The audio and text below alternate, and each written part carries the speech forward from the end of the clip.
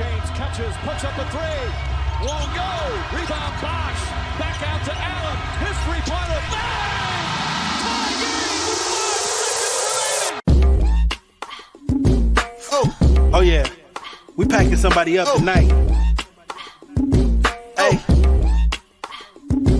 Come on in, take your shoes off before we close the door. Few rules, heat packing the air, we about to blow. This the basement, ain't nobody safe, you already know. Grab a seat and kick your feet before you get too comfortable. You want the X's and the O's, the tray, yes and no. Friends and the foes, the butlers and the heroes. You can feel it in your soul, but when the ring is the goal. But if somebody need to go, we be sure to let you know. Going hard for my dogs is an everyday thing. Like Jimmy down the lane of 13 off the screen. Whole squad keep it tucked like number 17. Bring your takes and your memes, going hard for the team.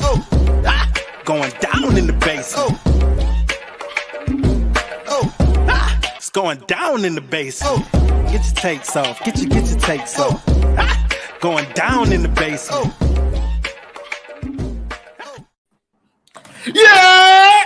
Welcome to the basement. I'm your host, Royal A. Shepherd, and I'm surrounded today by the melanated deficient panel of Adam Barai, Hot Take Harry, and my girl Jess on the streams with me today. So listen, like this morning was a wild one because we got some breaking news about a team that could potentially be like one of the Heat's major kind of like targets, or kind of like somebody who they had hoped to kind of like be in competition with throughout the course of the season.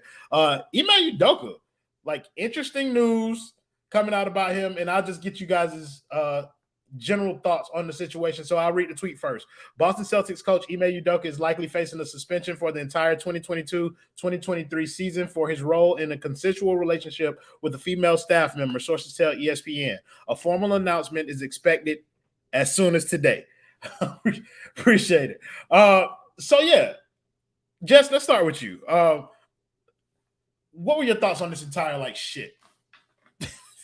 Here were my thoughts. So first, I mean, you're looking at a guy who legitimately is like a coach of the year, contender, right? And you're looking at a team that did unbelievably well last year.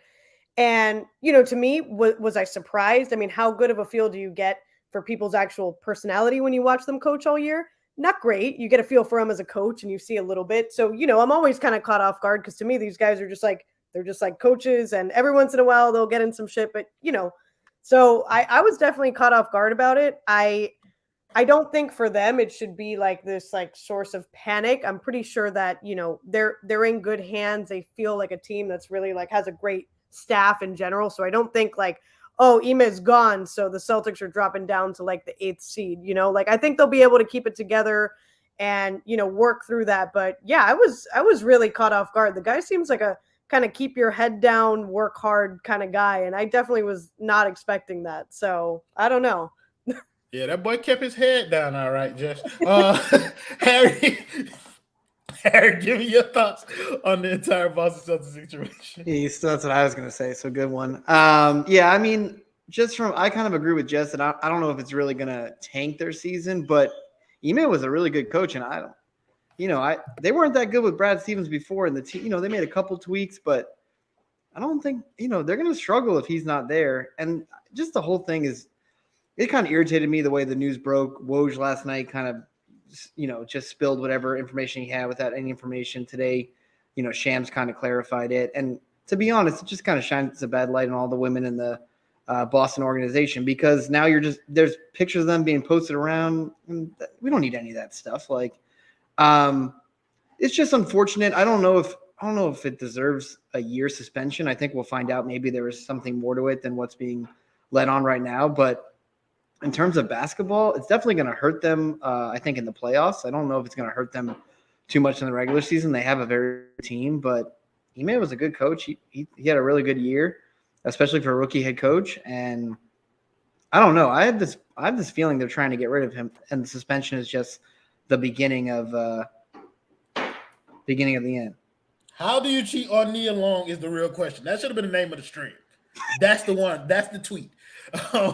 Barai, I saw you kind of like just messing with Woj in a way, like because of the way that he delivered the news, bro. Why were you attacking this man like that? Well, before I answer that, I wanted to say this in the beginning. I'm not a fan of how you've been jumping into the stream like this, Royal, instead of asking how we're doing. Where's the decorum of like, how are you, Adam? How are you, Jess? Like we used to do. Where did that just go out the window? Like what happened? What happened is that we're trying to get to this money, so I just jumped in the streams trying to get to the money. People ain't come here to hear about your fucking day, Look, Adam Barai. Here, They came here here I to hear was. about the Heat. Here I was expecting, I had a long day. I had the longest day of everyone here. So here I am sitting here, and I thought Royal was going to, make me feel comfortable, make me feel at home. And he just jumps right into this Ime Udoka scandal like nothing ever happened. But I will say before I give you my answer, I am a fan of whoever tweeted out the tweet. It says, "Not Adam, Miami is back," in all caps, along with the rest of you. So I am a fan of that. I like that a little bit. But to answer your question, Woj is a scumbag. Like I don't know why he does things the way he does. Like the reason why this news broke the way it did is because of him. So if I were to tell you, I don't know, a month or two ago, let's say Calvin Ridley, for example. If I were to tell you Adam Schefter tweeted out Calvin Ridley is going to be suspended for a very large amount of time for something we're not going to specify at this time, that opens the door for everything that anyone could ever think of, right? At that point, Calvin Ridley may have murdered somebody, right? But we immediately found out it was about betting because Adam Schefter tweeted immediately that it was about betting, right? So it sort of closed the door on every other opportunity to, throw shade at him or to throw shade at other people, which is something that Woj knows he could have done a better job at and didn't. What he did was tweeted his face out on some sort of he tweeted his face out on some sort of graphic that he made like 2 minutes earlier. And like, I don't understand why he did it the way he did. I think it was just to get it out there before anyone else did. I know he knew what Udoka did. He just chose to hold on to it so that the following day he could tweet about it, go on TV, talk about it, because he didn't think anyone else had the news. He definitely had the news and just held on to it, which is why I started just, sort of poking the bear a little bit with Woj, because I knew like my comments would be probably one of the first 3 or 4 that would show up on Woj's feed on the replies. So I just don't like the way that it was handled.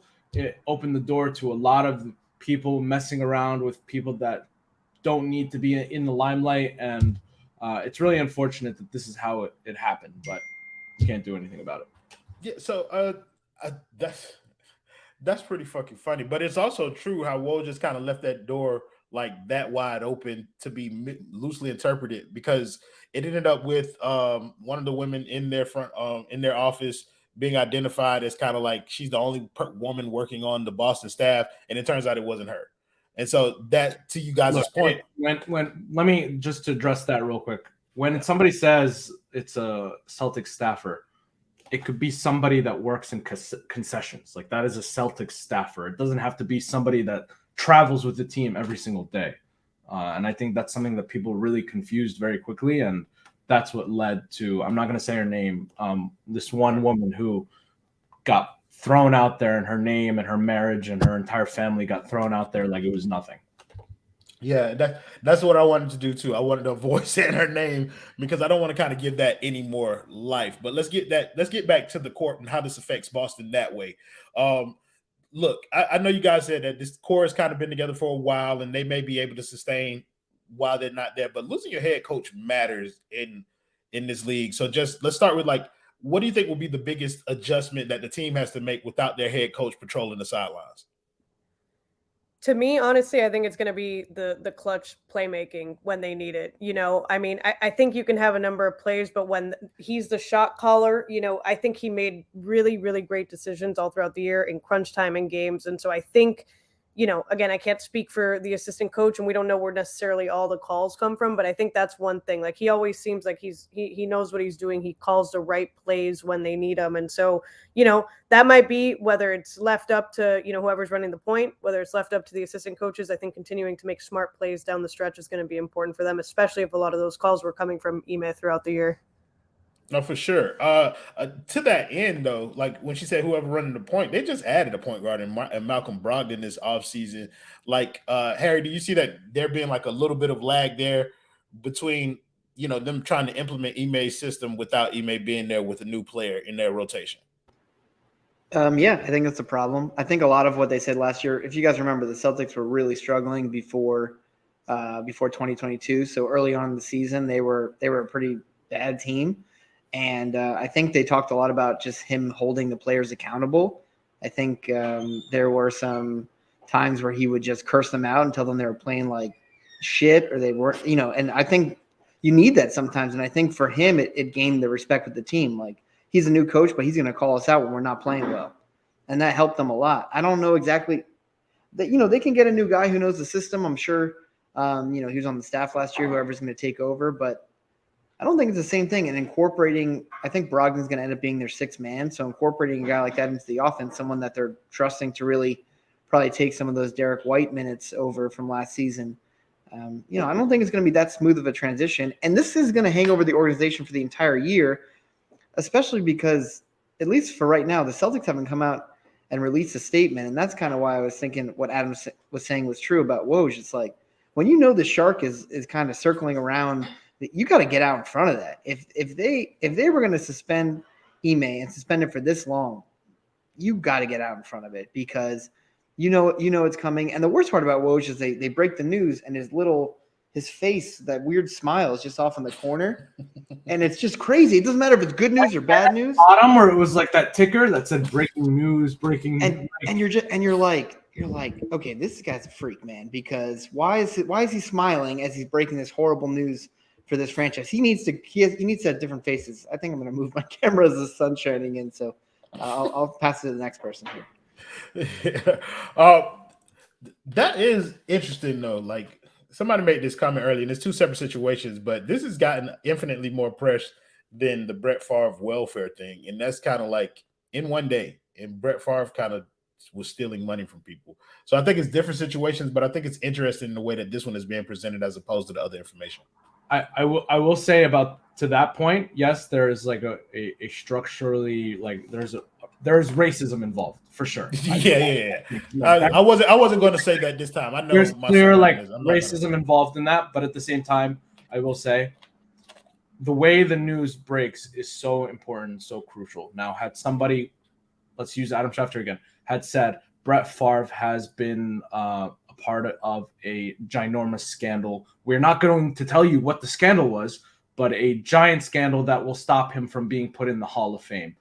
Everyone and their mother would have had the next 2 or 3 hours to hypothesize and be like, okay, he murdered somebody, or like he did whatever is the worst thing that you can come up with. And that feeds to the flame. Like, if the Celtics had come out from the jump, or if Woj from the jump had said, Ime Udoka will be suspended for a year for a violation of team rules, it would have ended right there. Sure, you would have had people speculating and wondering what he did, whatever, but it wouldn't have been as bad as the way it went out.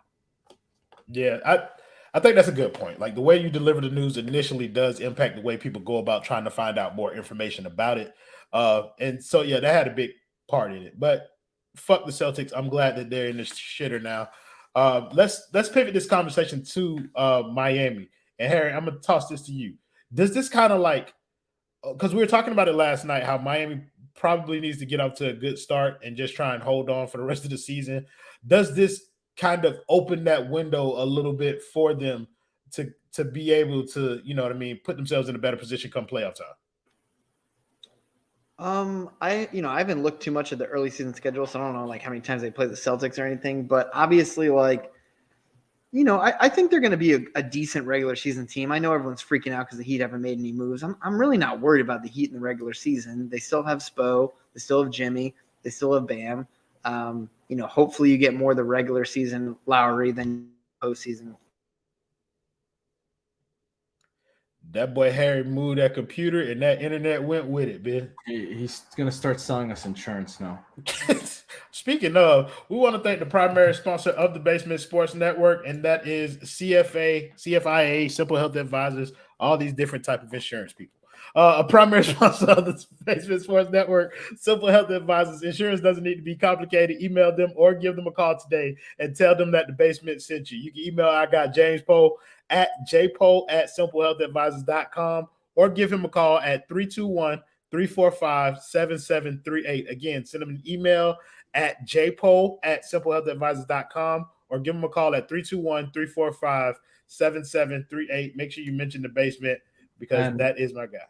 Oh, he just left. I was going to put Harry on solo screen saying if you call him, this guy will pick you up.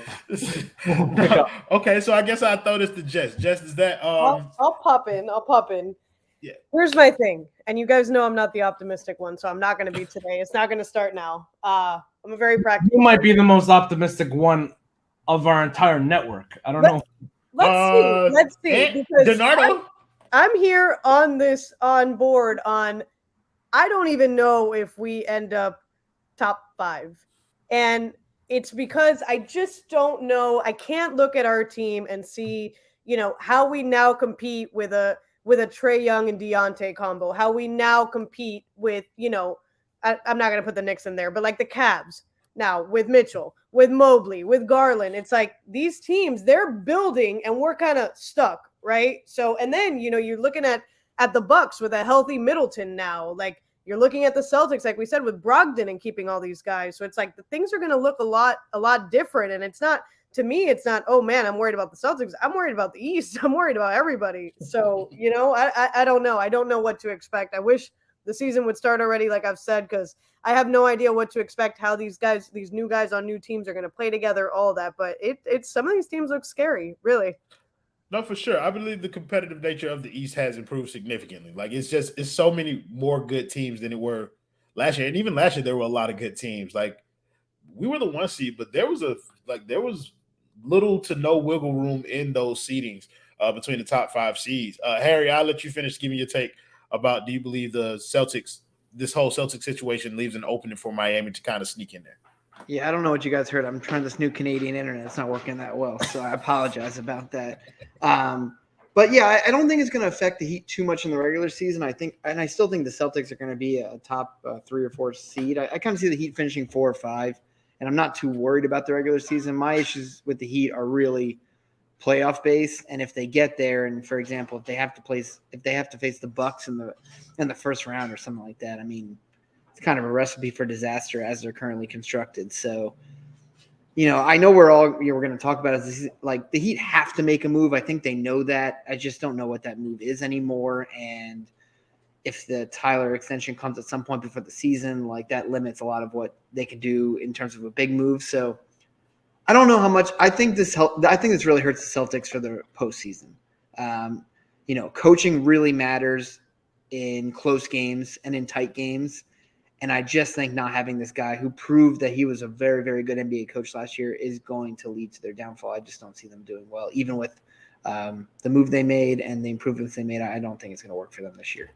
To that end, though, Harry, and I'll bounce this right back to you. Like, wouldn't that mean that maybe at some point during the season, if we line up with the Celtics, that might become a favorable matchup? Because Threat said it last night.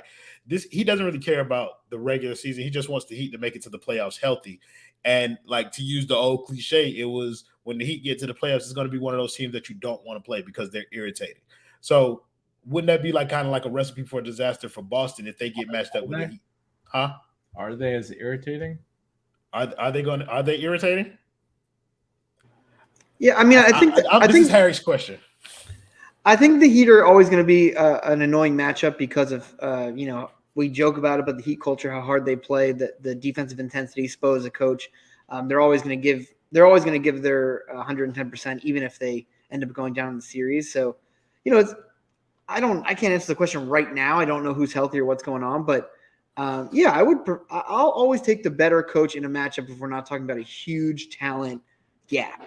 So if we're saying the teams are pretty evenly matched and one side has a much better coach, I'm gonna go with the team with the better coach. If there's a huge wide talent gap, then that's a different story. But I really do think that the Heat are going to have a shot in the series. I do not think this team is going to be the team in the playoffs. I will be very upset. You'll have me on every stream yelling, drinking.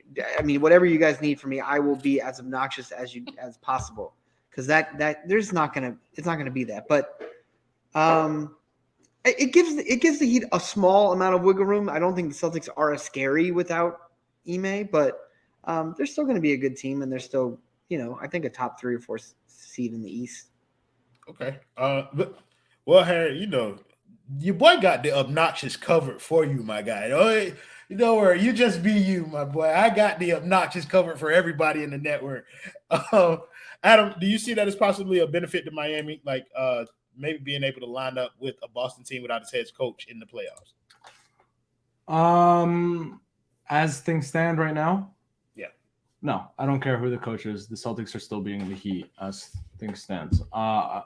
And I want to take Jess's Hooper card away, because the very first thing I was with her when she said that the East is very scary, up until the very first team that she said was DeJounte Murray and Trae Young and the Atlanta Hawks, because I don't know what you're watching, but what told you that they were like this scary powerhouse? That it was that ESPN power ranking that had Trae Young as a better player than Jimmy Butler. No. And listen, that was like when I'm thinking of who did shit in the East. I started thinking Trae. That's not what for me, the scariest, no joke, is the Cavs. I think that team. I have so much respect for Mobley. I think they're going to be so good this year. Donovan, like that squad is just going to, I feel like, I don't know, like they have everything to lose, because they have so much potential in that squad now. So to that end, though, like I think last year what we saw was like there were tiers of teams in the Eastern Conference. You had that top tier that included Milwaukee, Boston, Miami was in there too. And then you had like a second tier. I think what happened was Cleveland feels like it leapfrogged Miami in terms of tiered teams in the Eastern Conference. So would you put Miami in like a second or third tier kind of Eastern Conference contender team, Jess? I feel like it's going to depend where everyone lands, because to me, like I've been trying to give this some thought, and I couldn't come up with like my own like projections, right? Like to me, I'm thinking, a healthy Milwaukee team could be easily 1, 2, 3, honestly. Yeah. And, obviously we got to see how Donovan meshes, but the Cavs are suddenly not, what were they, a 7 seed lower? Like, I mean, they were not up there. So now it's like, they could move. But they weren't a pushover last year either. Right. So, as far as actual standings, like, I don't know. I see the Heat, again, like I said, I see them being bumped down to like 5 or lower. I see these other teams just like moving their way up. I just don't know. I don't know. I know I'm being pessimistic today, but I don't know how we're going to match up against any of these guys. Not at all. You're being honest. Like you're being honest and realistic. So be that. I'll take you one step further and tell you what I think the East standings will look like. I think number 1 is going to be Philly. Number 2 will be Philly. I don't agree, but I think number that's 2 Milwaukee. 3 Cavs. 4 Celtics. 5 will be like a 5-way tie. Like Miami, New York, Atlanta? No. Okay. Like I think Toronto, Miami, Atlanta, like that grouping of teams will be tied 4 through 7 or 4 through 8. So right now you have Miami. It's kind of like a tier 3 team in the Eastern Conference. Or would that be tier 2? Because your tier 1 sounds like Philly. My tier 1 is Philly, Milwaukee, and Boston. But in terms of standings, okay, yeah, the younger teams are going to have a better record than they should. The teams that play for the regular season and not the playoffs. Otherwise, I put the Heat as a higher seeding. But you didn't say Brooklyn. Go ahead, Harry. Yeah, Brooklyn is with Miami in that tier. Yeah, go ahead, Harry. That's why I kind of have the Heat as 4 or 5. I know you mentioned I'm going to give the coaching. I'm going to give Spo's the best coach, so I'm going to give them the coaching edge. They won last year with no offense. No one likes him or hates. They had your 7 starting, and he was putting up Shaq-like rebounding numbers in his rookie year and winning games. Like they had an easy stretch that run though. Say it again. They had an easy stretch of teams. Yeah, but they're going to be playing this. I don't know. This is kind of, I agree with you that I think Cleveland maybe makes the jump where maybe they finish ahead of Miami. I think their issue is Cleveland's issue is more about they're putting a lot of pressure on their two big men defensively because they're kind of a small backcourt. So even though they're going to be scoring well, Garland and Mitchell are a very good backcourt in terms of offensively and what they're going to be able to do. They're putting a lot of pressure on their two big guys, and what hurt them last year was injuries. So, it's just. What about Miami? Like, they are a year older. They lost a rotation player. And Tyler Herro, whether you like it or not, every year account for him missing 20 regular season games at least. Jimmy Butler, too. I agree with all of that. Lowry. I agree with all that stuff. I'm not sitting here that the Heat are going to stay 100% healthy. I'm just saying that we saw it last year. No one would have ever predicted the Heat would be the 1 seed based on the injuries we had and the way that the season was. There's no way. No one thought we were going to be one before, and definitely no one thought we were going to be one. Lightning's going to strike twice, is what you're saying. No, I'm saying that Spo will keep us afloat. So I'm not seeing us. People are like, oh, we're going to be a playing team. I don't see that. I think a 4 or 5 seed is very reasonable. I don't think as low as a play-in team, but also like my concern, it's like, I'm not saying, and I'm not going to agree with all these fools that are saying, oh, it was a fluke, and that's why we ended up the 1 seed. But we had Duncan, Tyler, people playing consistently well throughout the regular season, and then just terrible. Did you just say Dougie Robinson? Wait, and hold on, Jess. I have another issue with what you said. You said not as low as a playing team. Do you know what a playing team is? That's the 6th. It's the 6th. No, 7. You're right. 7, 8. Yes, thank you. I know what a playing. You said 5 seed at the highest earlier. So like. The 5 and 7 seed, I don't think they're going to be separated by this massive. I think we'll be the 6th seed. We're safe from the play-in. Are you happy now? Okay. All right, 4 or 5. We're good. Right. I want you to finish your point, Justin, and then I want to throw Harry the same question about kind of what tier he has Miami in terms of team, not seeding, but tier. No, that was pretty much it. And I know as Heat fans, we are not allowed to talk about the Knicks or say anything positive about them. But I don't know. I think Brunson, Fournier, Randall, it could be a kind of nice. I don't know where they'll end up. I hope to God it's not above us. I don't think it will be, but they're another one to look out for. I'm curious to see how they all play together. So I kind of lumped them into that same grouping that Adam had with like Miami, Atlanta. Why are you guys putting Heat as a 10th seed now? It's not a 10th seed, bro. I'm just saying that 1 seed lumping last year was pretty tight, and I think people have forgotten that. Now the same grouping that they're in, a lot of teams got better who were at the bottom. So like they kind of Miami kind of stayed the same. So, or they're worse, but like people caught up. Harry, I want to know kind of what team. No. They're not. I don't think they're worse. The team is better. Miami East, yeah. The Heat are better. How? Improvement. Just their young players getting better. But the Heat got better. The rest of the East got infinitely better. I don't think that Miami got better this offseason at all. Like improving, Bam improving to me is much bigger than them losing. Sure, but those are still unknowns in terms of what we know them to be as players right now. Like I don't think Miami got any better, and obviously at face value we lost PJ Tucker, our starting 4. Okay, there's a gaping hole there. There's no way that you can say that we're the same or like. This is just a prediction. We're projecting what the Heat are going to look like. PJ Tucker staying healthy is unknown. Like, what's the point of us predicting anything? Sure, but 60 games of PJ Tucker is better of 80 games than Caleb Martin. That's just how I feel. But I want to get to Harry before we finish arguing. Harry, what tier do you have Miami in terms of like teams, not seeding, but the tiers? I have them in like the second tier. So I basically would go with like the Bucks, Philly. I still like in terms of I think Celtics are kind of going to be that's top tier. Then it's like Miami, Cavs, Toronto, and the Hawks kind of thing. I think those are, and then there's a tier below that. I don't like Brooklyn. I think that Kyrie's going to blow that all up, or KD's going to ask out if something happens. So that's kind of how I see it happening.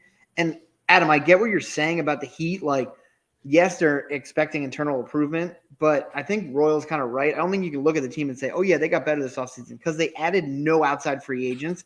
They retained the guys that they had to in terms of Oladipo and Martin, but it's hard to say the team got better when they lost arguably, I don't know, PJ Tucker was their 3rd best player in the playoffs, 3rd or 4th. And it's just hard. It's hard to look at that. And I know, but it's hard to look at that and say, oh yeah, they're better. They're not, and they have to make a move, and they're going to make a move. So I don't think they're better. Those two guys that you mentioned, the young guys, can get better. I think Caleb will get better, but I don't. I'm sure they're expecting stuff from the younger guys on the team. I'm sure they expect a growth from Gabe Vincent and other guys like that. But I don't know how you look at the team and say, oh yeah, they're definitely better. They're not. They expect them to improve, but they're not a better team. I think that argument would be based on you got to be sipping the Kool-Aid at that point. And I don't know how much Kool-Aid I could really drink with them making. Why? I don't understand this. Why can't I say that the Heat got better because I am expecting Tyler to now average 23 a game or Bam starts shooting threes? Why is that some asinine? Because it's not asinine. I didn't call you a name or anything. I just think that you called me insane, and I call you a name. Harry, give you a Go ahead, Harry. Go ahead. Okay, so usually when you say like someone or something has gotten better, you have to be able to show that improvement, and it's the Heat are unable to do that at this time. Now, if we go 25 games of the season and everybody's gelling, then you come on and you say, Harrison, I told you, Royal, I told you, you guys were wrong. Look how much better they are. But right now, I'm looking at the date. But September 22nd, we lost PJ Tucker. We didn't replace him. We brought back the guys that we could. We've signed no outside free agents. You can't tell me we're better. I don't think that's true.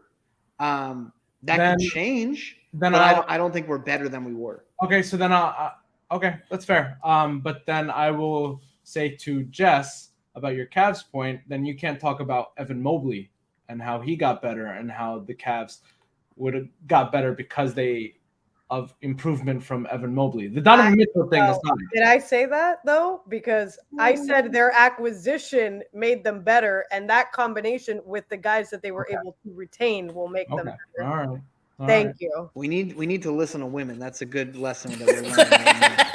We need to keep listening. When they say things that make sense. Quit trying to mansplain Jess's point to her, Adam.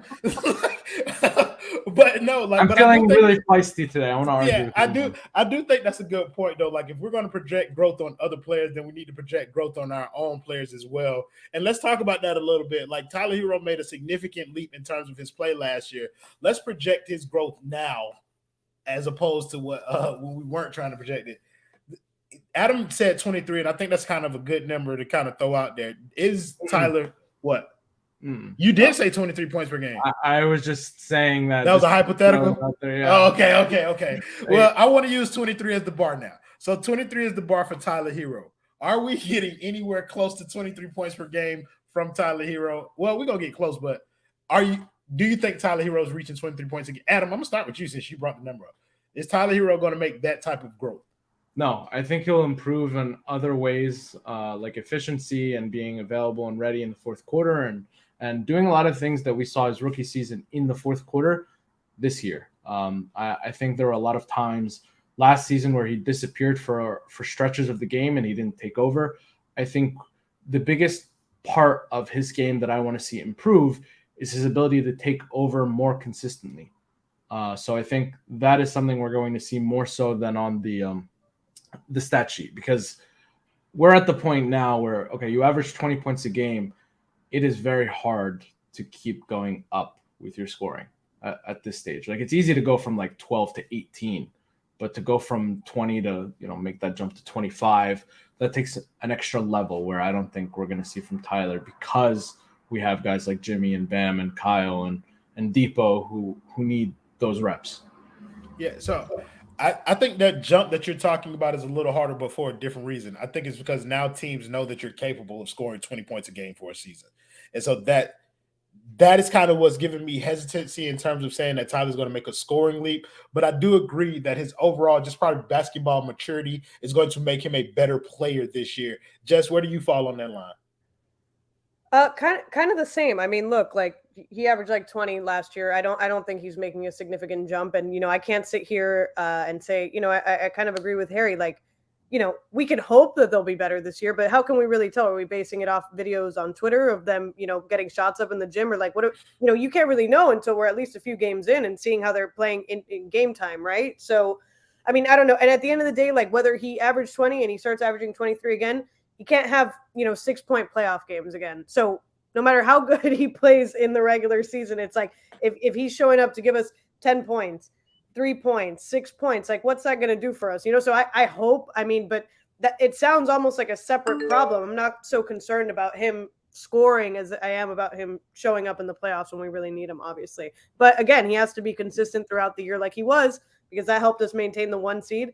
That helped us get by a little easier, not playing the very best teams right off the bat. The ranking is important. So,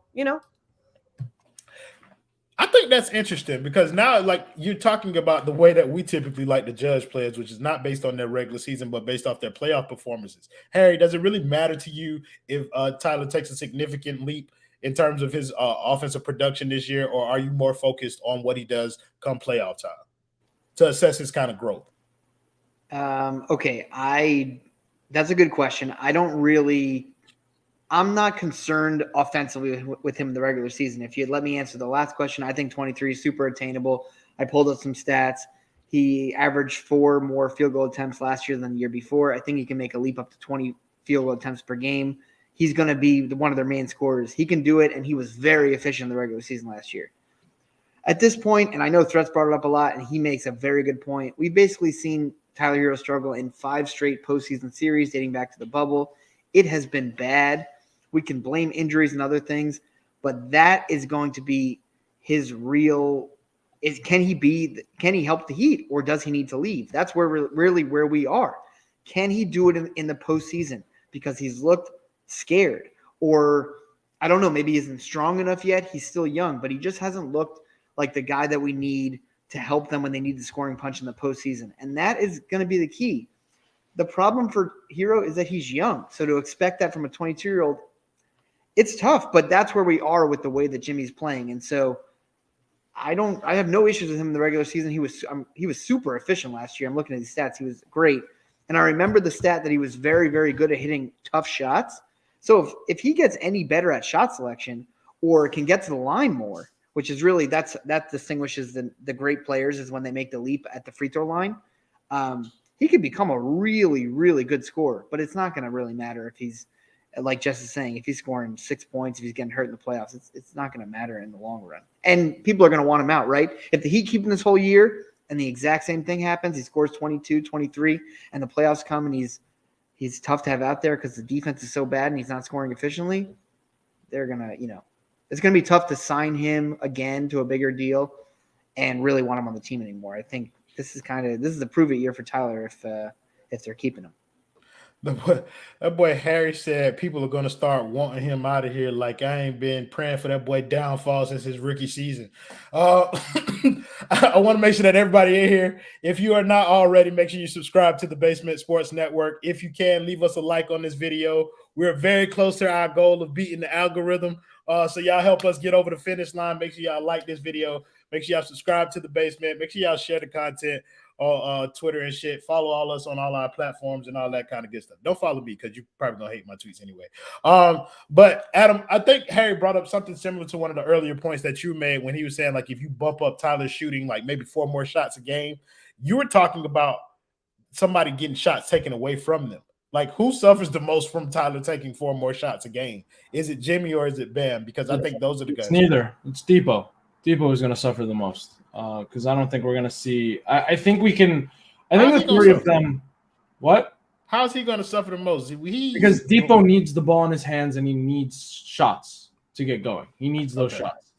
And if Tyler's taking those shots away from him, one of them is going to struggle. I don't think there is a path for the both of them to be successful unless a third factor or a third thing happens that completely derails the season. Or you don't think there's a way for Depot and Tyler to be successful together, in the same season? No, I don't think so.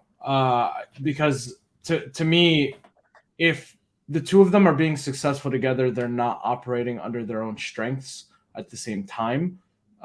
Meaning, let's say Strus is injured, right? And Strus is out for however many weeks. Let's say Tyler goes into that starting role. His new role is not to handle the ball and get shots and be creative. His new role is now to stand in the corner and shoot and do what Strus did, opening the door for Depot as the 6th man to handle the ball, look for Tyler, do that sort of thing. So I think it'll be really hard for the two of them to dominate and contribute in the ways that they would want to, in the ways that they're most gifted to do so at the same time.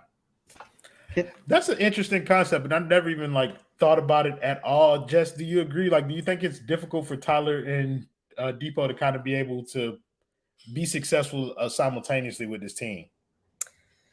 I don't know. It's hard to tell, right? Because we didn't see them together that often. And, my concern is it's more Bam, because I feel like Bam, how I've talked about his confidence, if he's then not given the opportunity to take a lot of shots, then he's probably not going to. And I hate that. And I wish that he would, but it's I feel like anybody coming and taking more shots is just going to make him feel more confident and just not doing as much. And we need him to do a lot, right? So it's it's all about striking this balance. And, I have no idea how much Oladipo is going to play, right? I genuinely have no feel for it. Are we going to give him a few days to see how he does and then decide if he actually gets PT? It's really hard to tell right now. So as far as who's siphoning shots away from who, I'm not really sure. But what I do know is that I need Bam to take more shots. And, you've heard me say that before. I need him to take more shots. I need him to build up that confidence. Tyler, if we care so much about, his points going up, then yeah, he'd benefit from taking a few more shots a game. And, Jimmy's going to do whatever Jimmy wants to do. He knows that there's games where he goes in and he wants to take over, and he knows that there's games where he wants 15 assists and make sure that everybody else scores. So I think we're just going to have to find a balance. Yeah, I fucks with that, though, because my preference is Bam as well. If anybody's going to take more shots this season, I want it to be Bam. And like we mentioned yesterday, I don't necessarily need it to be any different kind of shots than he already takes. I just need him to take more of the shots that he's comfortable with, even though a three-pointer would be nice. First of all, Mac, I put up your comment, and this is from Adam. He said, "Thanks, Mac. The people we had here yesterday have been long fired. We hear you, and thank you for your support. If you don't like the people that we had on here yesterday, then fuck your support. How about that? Shout out to the K gang. Fuck is you talking about?" Harry is damn, she made me lose my train. I can take over if you want. Go ahead, do it. Yeah. Do it. So I think you bring Adam and Jess brought up some interesting points. I think a lot of Herro's growth also is going to be as a playmaker. I think that's going to be where you really see because that's something he struggled with a little bit. He makes some passes that you don't really like, and that would involve Bam. The better that he and Depot are as playmakers and getting into the paint is going to help Bam immensely. That's something I brought up a few times in that playoff game against Atlanta when everyone sat and it was Depot and Bam for that last possession where they scored the game-clinching basket. That's what you need to get Bam involved in. Yeah, you want Bam to take the 15-footer when it's open, but getting into the paint and dishing off to a guy that can finish at the rim is kind of what you need. We thought we'd get that from Lowry, and we did not get it. And so you need that from Tyler. You need that from Depot. And if you're getting that type of penetration from those guys, that's going to really help Bam. And I think that's going to increase his shot attempts. So it's all related to each other. Basketball is the most interesting ecosystem you could find. I shouldn't have said that out loud. I regret it immediately. But basically, you talk about you need that type of penetration from both guys. I almost said pause mid-sentence, bro. But you do. You need penetration from both guys in order to be successful. Saying it again. Okay. I will say, Harry, can I ask you an existential question then? I love it. Yeah, go for it. What is Kyle Lowry's purpose? That's a very philosophical question. Because we're saying all of these things and these traits that some of these other players have and what we need and the growth and whatever. And I'm sitting here and I'm just thinking, what is Kyle Lowry? So honestly, and I don't know if it's going to happen, but they need Lowry to be a pretty volume three-point shooter. They need him there to space the court. And when he can get to the paint, and when he does have, the health in his hamstring and his legs, that's what he needs to be doing. So he's usually good at getting it. He's not as good as he was at getting into the paint, but it's something he can still do. He needs to take more threes. And when they come out to guard the three, because he's been hitting them, he went on a crazy hot streak last year in the regular season. I think at one point he was shooting. He also went on a crazy, awful streak. I know, but I don't want to judge last year too much. We can get mad about the injury because he wasn't in heat shape. And we can get mad that he probably wasn't worth the $30 million that we paid him last year. He never was, but yeah. But there was other stuff going on, and I don't want to bury Kyle because of that. And I think that if they're going to have him on the team, he's going to help them. It's just about, he's got to shoot more, and that's something that he was not as willing to do. He needs to shoot the ball more. That's really what they need from him to space the floor. That's kind of like a conversation that has been flying under the radar for a long time. Like the Kyle Lowry thing, it's like when we're talking about improvement, yeah, we're looking at it from everybody else. But I know he's a veteran. I know he's an older player, but Kyle Lowry needs to have some kind of improvement too here. Like I have not been fuck it. I hate Kyle Lowry being on this team. Like, just being honest, I don't fuck with him as a player. But we need him more so than we did last year. Are we going to get any kind of help from Kyle, Adam? Yeah, absolutely. I mean, he's still, I think he's a useful player, but I don't think he's. Did you just spit something out in the middle of this? First of all, this is my house, Adam. Don't you stay over there where you live, bro. This is my resident. I can do what I want over here. You don't pay damn bill over here, Adam Barras. So don't try to tell me what I can and can't do. You just give your opinion, bro. That's what I told you to do. And to think I was gonna get you this nice beat the heat towel, and I don't want your fucking towel. I was gonna burn it on stream. Anyways, I just wanted to highlight that so all the people saw that. Kyle Lowry, yeah, he's a useful player. I don't think he never was worth the $30 million.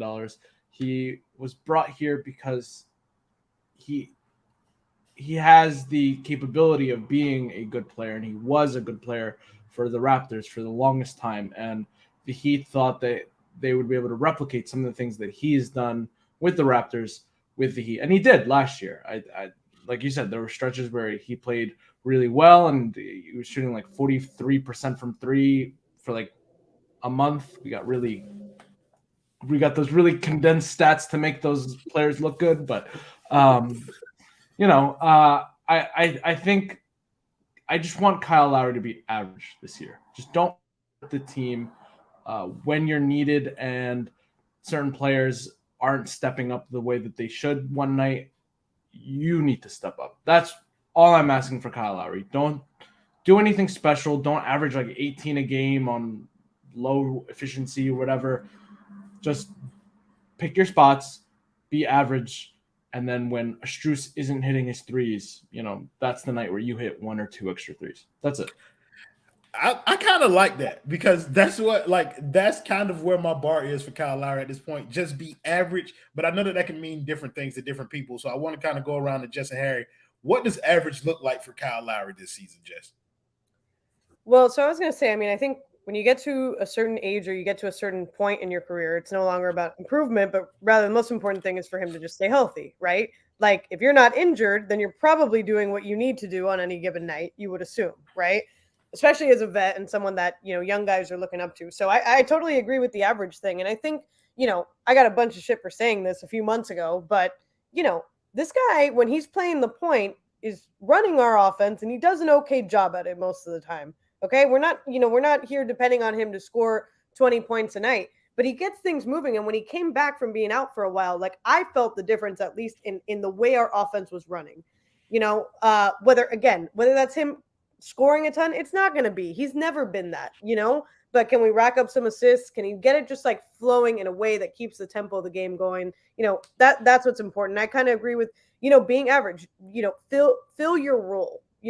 He knows what's expected of him. And if he does that, and if, again, this was the problem all last year, if everyone just does what they're supposed to do, what we're asking of them, we have good players on our team, but the problem came down to all of a sudden people are like non-existent, So I think if he does what he needs to do, we're not asking for a ton from him. We don't need a ton from him because, again, it's all just going to be dependent on everyone filling their role. And so I think average was a good way to describe it.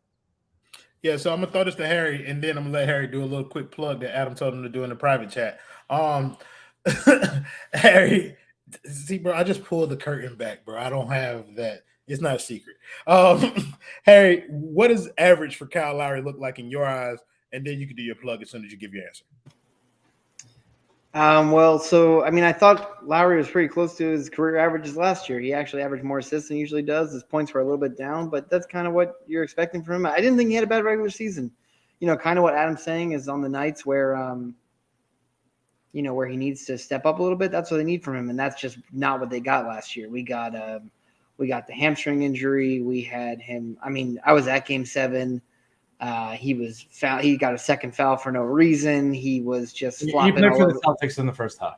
It was a very odd Game 7 for a guy who's been around for a while. So just not that. I think if he watches Game 7 and doesn't do that, we'll be fine. Like, it's just the bar. It doesn't have to be. He didn't play in the first half. The Heat would have been in the finals, and Udoka wouldn't have a job. He was sabotaged. But go on. That's another story. I don't know about that, but Udoka might still not have a job. But yeah, so I think like you guys are saying, like I don't think the expectations are that high, so we really can't have them be below that, and that's kind of where we are. All right, I'm supposed to plug the pod, guys. We're going to be talking. we're going to be talking Heat all season long. We're going to do the Real Scrub Heat pod. And the boy don't even know the name of the pod. I was like, it's called the Random Scrub Heat pod. What did I say? Real Scrub. The Real Scrub is Duncan Robinson. That's who is a scrub. I apologize, guys. We're doing the Random Scrub Heat podcast, so the other one is not going to happen. I just made that up. We're going to be starting on October 3rd, and we're going to be going through. We're not? Yes, we are. And we're going to be. Who? Oh my gosh! Now I got to remember everyone's name. I'm making this as uncomfortable as possible for you. We should have just made Adam do the promo. Yeah, that's what I was. He will never do it, bro. Anyway, it's gonna be myself. It's gonna be Ariel. It's gonna be I'm gonna forget people's names now. It's gonna be LJ. George. It's gonna be who? LJ. It's gonna be LJ. It's gonna be. He doesn't even know who LJ is. Is that a real person? Yes, bro. LJ is a real person. He's one of the rookies. Alex, come on. Alex. Well, I couldn't remember his name, so I didn't want to make up some other name. Anyway, it's going to be a bunch of us. It's going to be wonderful, obviously. You can tell it's going to be top-notch work. And we're just going to be talking to you about the Heat all season long. So hopefully you guys listen in. I'll do a better plug next time I'm called on to do it at the last second. I think that plug was perfect. When is the pod? He said that already. He told him that. I said first one's going to be October 3rd. I don't know when they're going to be all the time because we can make decisions that change on a whim. But we're going to be doing them once a week and maybe more if we have more to talk about. And it's going to be a lot of fun. I'm sure you guys want to hear me talk about the Heat and Duncan Robinson and everything else that I love about this team. So, yeah. So we appreciate all the people who's made it this far into the stream. And so for all of y'all who made it here, leave a comment down below in the bottom section, not in the live chat. Put it in the bottom section. Random or put Real Scrub Heat podcast. The fuck with Harry. And then I want to hear y'all kind of Lowry season predictions. I don't want this to drag on too long. So for the good of the order, anybody got any last topics that they wanted to touch on before we kind of get up out of here? Nope. Jess, you good? Harry, you good? Can I apologize to Alex? That's the second time I've kind of spurned him in a week. So I apologize. No. And I will get everyone's name together. No worries.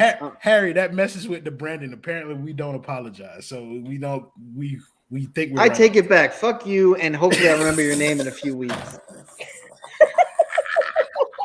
So thank you guys in the comments and always for joining the show, making it much more fun than it would have been without you. Thank you to my boy Adam, my girl Jess, my man Harry, and Justin was supposed to be the background producer, but he done left. So let me get my shit together over here. Okay, I got it.